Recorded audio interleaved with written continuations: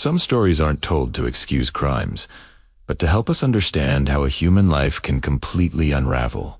Aileen Wuornos is remembered as one of the most infamous female serial killers in American history. Her name has appeared in films, books, documentaries, and true crime discussions all around the world. But behind the sensational headlines and courtroom footage lies a deeply tragic life, one shaped by neglect, abuse, instability, and years of untreated trauma. This story doesn't justify her horrific actions. Instead, it explores the painful path that led to one of the darkest chapters in American criminal history and shows how a lifetime of suffering can contribute to absolutely devastating outcomes. Number 10. A life that began in chaos. Aileen Carol Pittman was born on February 29, 1956, in Troy, Michigan. From the very beginning, her life was marked by extreme instability. Her father, Leo Dale Pittman, struggled with severe mental illness and had a long history of violent behavior. He was incarcerated for serious crimes before Aileen was even born, meaning she never once met him. Years later, he died while still in prison. Her mother, Aileen Wuornos, was only a teenager when she became a parent. Feeling completely overwhelmed and unprepared, she eventually abandoned both of her children. This early rejection became the foundation of a life defined by emotional absence, constant insecurity, and a desperate fight for survival, rather than love and care. Number 9. Raised in fear, not love. After being abandoned, Aileen and her brother were taken in by their maternal grandparents. On the surface, this might have seemed like a second chance at a stable life, but behind closed doors, things were harsh and frightening. The household was incredibly strict and violent. Discipline was excessive, and there was no emotional warmth to be found. Physical punishment was common, and fear became a normal part of daily life. To make things even more confusing, Aileen was led to believe her grandparents were actually her parents. When that truth came crashing down later, it only further destabilized her already fragile sense of identity. Number 8. Childhood trauma and exploitation. As Aileen entered adolescence, her situation only got worse. She later reported experiencing severe violations of trust within her own home, which left deep, lasting psychological wounds. At an age when most children are just starting to figure out who they are, she was already navigating survival in incredibly unsafe environments. School didn't offer any escape either. She was isolated, bullied by her peers, and felt increasingly disconnected from any sense of normalcy. By her early teens, she was engaging in risky behavior, not out of choice, but out of sheer desperation, just looking for validation, protection, or simply a way to escape her reality. Number 7.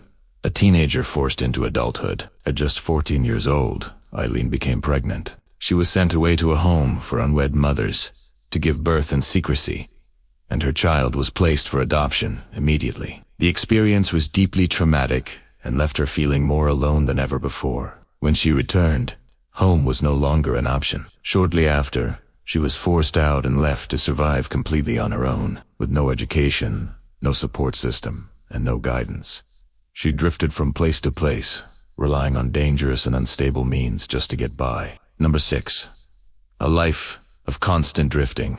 By her mid-teens, Aileen was completely on her own. She dropped out of school and lived wherever she could on the streets, in temporary shelters, or with strangers who offered a place to stay. Substance abuse became a way of coping with the pain, and petty crime became part of her daily survival. Eventually, she made her way to Florida, where transient communities and biker culture offered some temporary protection, but no real stability. It was during this time that she learned her brother had died at a young age, leaving her with no remaining family ties in the world. Number 5. A marriage built on desperation. In her early 20s, Aileen briefly married a much older, wealthy man who seemed to offer the security and stability she craved. The marriage even gained some public attention, but behind the scenes, it quickly fell apart. Her deep-seated emotional struggles, unresolved trauma, and ongoing addiction issues made any kind of stability impossible. The relationship ended within weeks, which only reinforced her belief that lasting safety and love were completely unattainable for her. After that, her life continued in the same destructive cycles of instability, arrests, and emotional crises. Number 4. A relationship that felt like home. In the mid-1980s, Aileen met Terry Moore. For the first time in her life, she felt a genuine emotional connection to another person. Their relationship was intense and deeply dependent, marked by frequent moves and constant financial insecurity. Aileen saw herself as the provider and the protector in the relationship, even as her own mental health continued to deteriorate. People who knew them at the time later described her as volatile, easily and emotionally unpredictable, clear signs of long-standing, untreated psychological trauma. Number 3.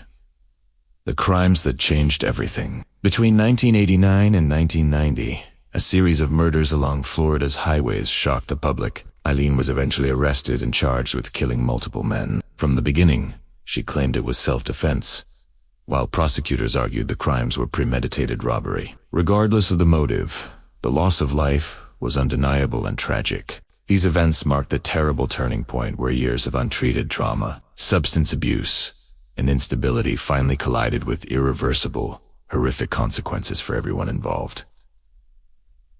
Number 2.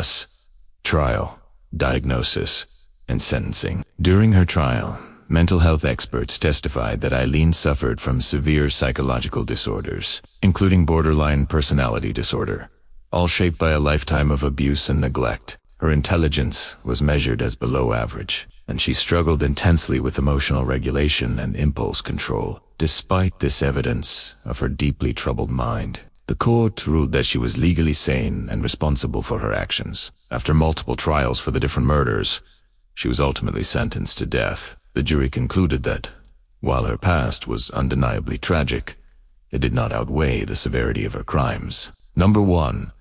Final years and execution. In her final years on death row, Aileen became increasingly withdrawn and seemed resigned to her fate. She made statements indicating she no longer wished to appeal her sentence, firing her lawyers and urging the state to proceed. Her words in interviews and letters reflected a storm of anger, exhaustion, and a lifetime of unresolved pain. On October 9, 2002, she was executed by the state of Florida. Her final moments were marked by confusion and defiance, rather than any sense of peace and ending that seemed to mirror the chaos of her life. The story of Aileen Wuornos is not just another true crime narrative. It's a warning. It's a warning about what can happen when child abuse goes unaddressed, when mental illness is ignored, and when the most vulnerable individuals are left without help or protection. Understanding her life doesn't excuse her actions, but it does remind us that prevention, compassion, and early intervention truly matter. Because behind every headline, there is a human story. And sometimes, the tragedy begins long before a crime ever occurs. Thanks for watching.